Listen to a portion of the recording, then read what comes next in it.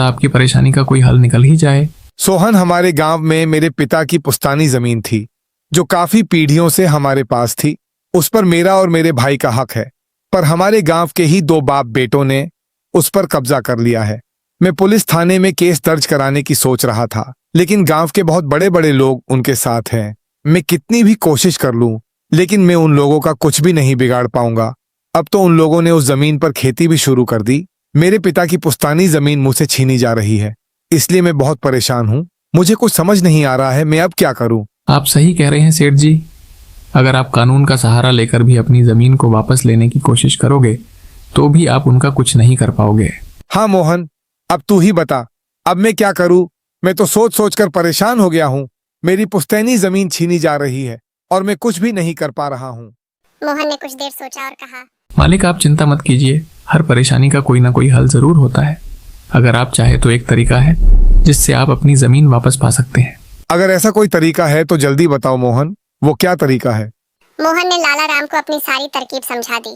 तरकीब सुनकर लाला राम मोहन से कहता है, अरे वाह मोहन, तू तो बहुत समझदार है। तूने तो बहुत अच्छी तरकीब बताई है। ऐसे तो मुझे मेरी जमीन जरूर मिल जाएगी। मैं तुझसे वादा करता हूँ, अगर तेरी यह योजना सफल हुई तो मैं अपनी जमीन का एक हिस्सा तेरे नाम कर दूंगा। अरे मालिक आप ऐसा क्यों कह रहे हैं? आप मेरे मालिक हैं। आपकी वजह से मुझे अपने घर के लिए 2 वक्त का खाना मिल जाता है। आपकी मदद करना तो मेरा फर्ज है। मुझे आपकी जमीन नहीं चाहिए। ठीक है मोहन, तुम बहुत नेक इंसान हो। कल से तुम इस काम पर लग जाओ। मोहन फिर से खेत में अपने काम में लग जाता है। अगले दिन मोहन राजू और श्याम नाम के उन दोनों बाप बेटों के पास जाता है जिन्होंने लाला राम की जमीन पर कब्जा कर रखा था। नमस्कार सेठ जी, मैं यहाँ से गुजर रहा था तो पास के लोगों ने बताया कि आपके यहाँ काम के लिए मजदूर की जरूरत है। क्या आपके यहाँ मुझे भी कोई काम मिल सकता है? अरे अरे, कौन हो तुम? तुमसे किसने कह दिया कि यहाँ मजदूर की जरूरत है? यहाँ किसी मजदूर की जरूरत नहीं है। सेठ जी मैं एक मजदूर हूँ, पास के ही गांव मिर्जापुर में रहता हूँ। काम की तलाश में इधर उधर भटक रहा हूँ। हर दिन कहीं ना कहीं काम मिल जाता है, बस उसी काम को करके अपना पेट पालता हूँ। कभी खेती कर लेता हूँ तो कभी कोई मजदूरी। यह तो ठीक है, पर हमारे यहाँ फिलहाल कोई काम नहीं है। सेठ जी मैंने तो सुना है कि आप लोग इस गांव के सबसे बड़े जमींदार हैं। आपके पास बहुत सारी जमीन है, इसलिए आपके यहाँ हमेशा मजदूरों की जरूरत रहती है। इसीलिए मुझे लगा कि यहाँ कोई ना कोई काम जरूर मिल जाएगा। अरे भाई, मैंने कहा ना, यहाँ किसी भी मजदूर की जरूरत नहीं है। इसका मतलब लाला राम सेठ आपके बारे में सही कह रहे थे।